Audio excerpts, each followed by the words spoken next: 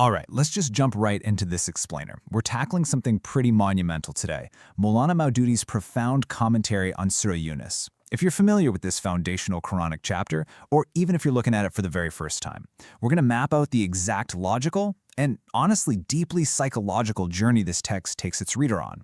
It's a genuinely fascinating look at how a historical text handles skepticism, looks out at the cosmos, and then peers right back into the deepest corners of human nature. Let's get into it. Now, to really get what's happening here, we have to set the scene. Picture a society that is deeply, stubbornly entrenched in its traditions and power structures. Now think about this. How does a society like that react when they're suddenly hit with a radical new message? A message literally telling them that their entire fundamental worldview is broken. Well, as you might guess, they didn't exactly roll out the welcome mat. The reaction was intense, massive societal friction. The commentary we're analyzing, drawn straight from Maududi's Tahfim al-Qur'an, gives us the exact historical backdrop. This text came down during the late Meccan period, which, to put it mildly, was a rough phase. The Prophet's message had been out there for years, and it was hitting a brick wall of severe resistance and outright hostility from the ruling elite. So this text isn't just speaking into a quiet vacuum. It is speaking directly into a roaring storm of opposition. Which brings us to Section 1, the accusation, divine truth or mere magic. So, when the detractors were faced with this highly persuasive, paradigm-shifting message, what did they do? Their main defense mechanism was just to brush it off as mere magic. They claimed it was just a psychological trick, right? Some kind of sorcery designed to mess with their heads. But the text claps back with a completely uncompromising stance. No, this is divine revelation and absolute truth. And Maududi actually points out something really interesting here. Calling it magic was kind of a backhanded compliment. It was their way of admitting, hey, this message has a massive, almost unexplainable grip on people's hearts and minds. But the surah doesn't just say, trust me and demand blind faith. Far from it. To counter these accusations of trickery, Maududi's commentary shows how the text builds a highly specific, airtight, logical argument to establish its authority. It literally walks the reader through a journey of pure reasoning. And it does this through a brilliant four-step progression. Step 1, dispel the doubts about a single unified creator. Step 2, totally reframe how we view life after death, basically making the afterlife a logical necessity for justice. Step 3, directly tackle and dismantle the skeptical objections thrown at the prophet. And finally, Step 4, lay out the undeniable, severe consequences of ignoring reality. Honestly, it's an absolute masterclass in structured persuasion. All right, moving on to Section 2, the evidence, signs in the universe.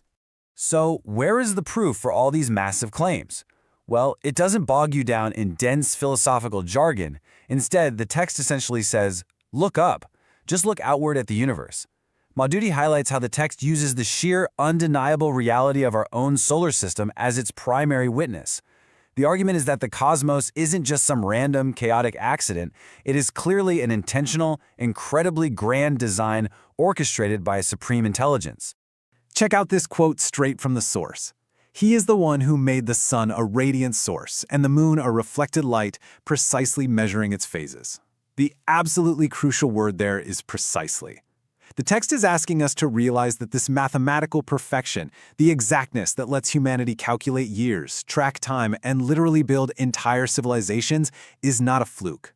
It's presented as a deliberate, undeniable sign from a creator who actively wants humans to use their brains to recognize him.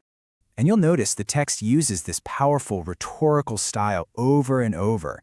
It's essentially asking, if the universe around us operates with such flawless clockwork precision, why on earth do we ignore the evidence right in front of our faces? Why do we walk under this magnificent, perfectly engineered ceiling every single day and just completely refuse to acknowledge the architect? Now, let's pivot to Section 3, Inward Reflection, Human Psychology and Faith. This is where it gets incredibly relatable. After looking way out into the vast cosmos, the commentary brilliantly flips the script and zooms all the way inward, analyzing the messy quirks of human psychology. It takes the abstract idea of faith and makes it intensely concrete with a terrifying parable. Just imagine being on a helpless little ship, right? You're caught in this violently raging storm at sea, being absolutely battered by towering waves from every conceivable direction. In that moment, every ounce of your control is just gone. Maududi notes how perfectly the text captures raw human desperation here. When you are in a moment of sheer, unadulterated terror, when your life is literally hanging by a thread, all of a sudden your money, your social status, your latest technology, none of it matters. Every single worldly illusion we hold on to just instantly drops away. And what exactly happens in that state of absolute rock-bottom vulnerability? The text gives us their desperate plea.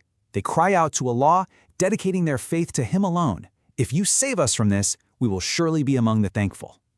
This perfectly exposes our innate human baseline. We really only tend to recognize absolute reality and our total dependence on a higher power when we are staring down the barrel of our own destruction. But here is the absolute kicker. Notice the stark psychological whiplash the exact second those passengers reach the safety of the shore. The very moment their feet hit dry land, the terror fades, the illusion of being in control comes rushing back, and poof, that sincere, desperate faith completely vanishes. They just go right back to their arrogance and rebellion. The text is holding up a giant mirror to our own staggering human hypocrisy, forcing us to take a really hard look at our own fair-weather faith. Which sets up Section 4, the resolution, the fleeting world versus the eternal home. So, why do we act like this? The commentary traces this fickle behavior back to a much deeper problem. We profoundly misunderstand the very nature of the world itself. We behave this way because we mistakenly believe our temporary earthly life is the ultimate reality. To shatter that illusion, the text uses another striking metaphor. It compares our earthly existence to a sudden rainstorm that makes the ground explode with beautiful, lush crops. Everything looks absolutely perfect, and the farmers feel completely secure in their harvest. Let's actually break down the timeline of this metaphor. First, the earth flourishes temporarily. It looks gorgeous. Second, humans see this and falsely believe they've mastered it. They think, I own this, it's mine forever. Third, out of nowhere, sudden, unexpected destruction hits. A freeze, a blight, a totally unforeseen disaster. And finally, everything is left completely barren, just reduced to stubble like it never even existed. Boom, gone. This sequence drives home just how ridiculously fragile our wealth and stability really are. It's a massive warning against making this purely material world the ultimate goal of your life. Now, the text doesn't just drop this bleak reality check and walk away. In direct contrast to this super fleeting temporary existence, the commentary introduces a stunning alternative, Dar es-Salam. This literally translates to the home of peace. It's the ultimate, permanent reality of the afterlife. We're talking about a state of existence completely free from the decay, the loss, and the endless anxieties of the temporary world we were just talking about.